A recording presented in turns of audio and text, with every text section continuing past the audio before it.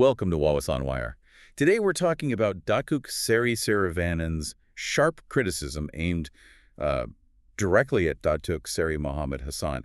It's really unraveling a very public disagreement within the Barisan National Coalition. Yeah, it's definitely caught a lot of attention. And, this isn't just some minor squabble. Right. It really shines a spotlight on, well, fundamental issues, things like trust and how decisions actually get made within, a long-standing alliance like Barisan National. It's exposing some cracks, I think, that a lot of people are watching very closely now. Okay, so let's unpack this a bit. It started with Datuk Seri Mohamad Hasan from the United Malays National Organization, right? He made a statement urging the Malaysian Indian Congress leaders to voice their concerns inside the Barisan National Supreme Council. Yes, basically saying don't air grievances publicly. Keep it internal. His reasoning was to avoid misunderstandings, avoid negative impacts, the whole keep it in the family idea. Which traditionally makes sense. I mean, the expectation usually is that you handle internal coalition stuff through the proper channels, privately. It's all about projecting unity, keeping that solid front. So Mohamad Hasan stressing that point, well, it fits that conventional political playbook, resolve things behind closed doors. But then Datuk Seri Saravanan from the Malaysian Indian Congress just completely flipped it. He certainly did. It wasn't just a gentle pushback. He aimed a really strong counter-argument straight back at the United Malays National Organization. He basically said, look, the issue isn't the Malaysian Indian Congress staying quiet. Right. The real problem, he claims, is the United Malays National Organization repeatedly ignoring Barisan National decisions and, well, betraying trust. That really shifts the blame, doesn't it? It does. And Saravanan's perspective here is quite pointed. He's essentially saying, well, if the big decisions affecting everyone are made unilaterally, if that spirit of consensus, which is absolutely vital for any partnership. Especially in politics. Exactly. If that's just ignored, then what's the point of talking about internal discussion? The whole idea sort of loses its meaning. So he's questioning the very foundation of how the coalition is supposed to work. Precisely. Are the supposed rules of partnership actually being followed, especially by the dominant party in the coalition? That seems to be his underlying question. Okay, so let's get into the specifics. Saravanan points to some key moments, right? He starts right after the 15th general election, GE15, a really chaotic time for Barisan National. The very uncertain period, yes. He alleges that Datuk Seri Ahmad Zahid, the United Malays National Organization president, sent a letter to the king, unilaterally, declaring Barisan National support for Datuk Seri Anwar Ibrahim as prime minister. And the key word there is unilaterally. Right. Saravanan claims this was done without the United Malays National Organization Supreme Council's okay, let alone the wider Barisan National Supreme Council. That's huge, isn't it? It's a massive claim, committing the entire coalition bloc without, allegedly, their collective agreement. That strikes at the very heart of the coalition principle. So what happened next, according to Saravanan? Well, Saravanan highlights that after this alleged unilateral move came out, 3 of the 4 Barisan National component parties actually demanded Zahid resign. 3 out of 4. So the Malaysian Indian Congress, the Malaysian Chinese Association, and Parti Persatu Rakyat Sabah. That's what he claims. And they apparently proposed Mohamad Hasan himself to take over as Barisan National chairman. Okay. Yet Saravanan says Mohamad Hasan was silent on it. He didn't act on this demand from the other partners, and that decision was never implemented. So the argument then becomes, if a major decision like that within the Barisan National structure wasn't acted upon, then what real weight does Mohamad Hasan's call for strictly internal discussion actually carry now? It suggests, or at least Saravanan implies, a kind of double standard. And he didn't just stop at that one incident. He brought up the 6 state elections, too. Yes, the seat allocations. He claims they were all decided unilaterally by the United Malays National Organization, that both the Malaysian Indian Congress and the Malaysian Chinese Association were denied extra seats they wanted. And crucially, he says this wasn't even brought up for discussion in the Barisan National Supreme Council. Which seems like a pretty fundamental thing to discuss in a coalition before an election, right? Seat allocation. Absolutely. It directly affects the component parties' representation and chances. Then there's more.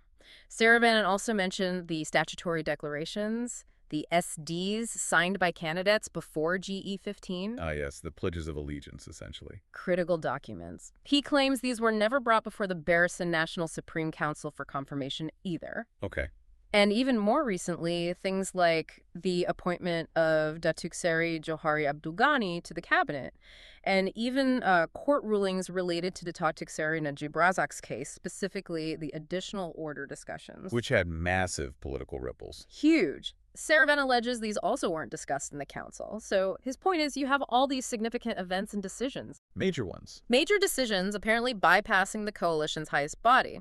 It undermines the whole purpose of having that Supreme Council, doesn't it? So boiling it down, Saravanan is asking, if none of this was discussed properly in the Barisan National Supreme Council, what exactly is this meeting Mohamad Hasan wants us to use for internal discussions? It's a very direct challenge. He's basically saying the internal mechanism itself is broken or being ignored, so why pretend otherwise? He does mention his friendship with Mohamad Hasan, but he certainly doesn't hold back on the criticism. No, he doesn't mince words at all. He criticizes what he sees as Mohamad Hasan's inaction at critical times, and he finds it deeply ironic, maybe even unfair. That Mohamad Hasan is now telling the Malaysian Indian Congress to keep quiet internally. Exactly.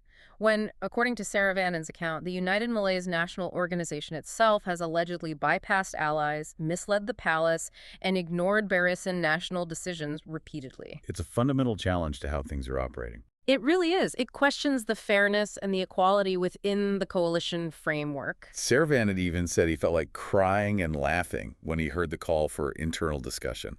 That paints a picture of pretty high frustration, wouldn't you say? Definitely. It signals a deep sense of exasperation within the Malaysian Indian Congress leadership, or at least from his perspective. He insists the Malaysian Indian Congress has been consistent, principled. Protecting community dignity, coalition principles. Yes, and that they simply won't stay silent on issues they see as vital. It's a very firm stance. This isn't just about procedure for them.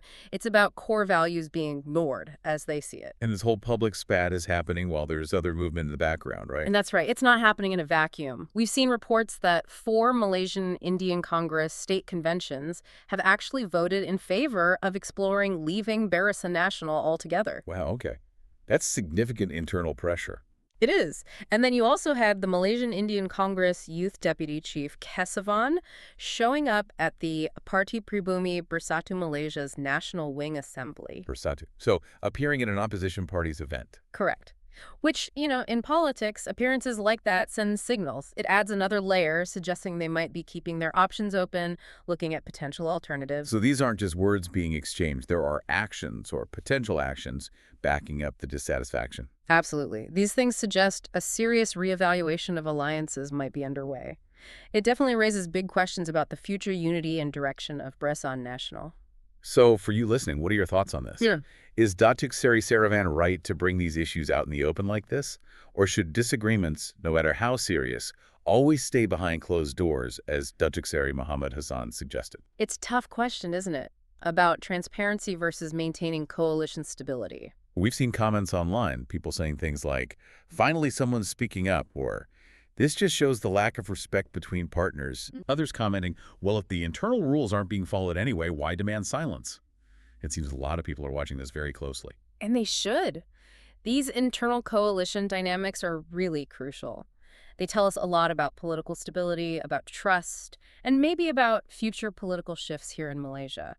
The integrity of these alliances, how they handle dissent, it matters. This whole public disagreement between Datuk Seri Saravanan and Datuk Seri Mohamad Hasan definitely gives us a lot to think about.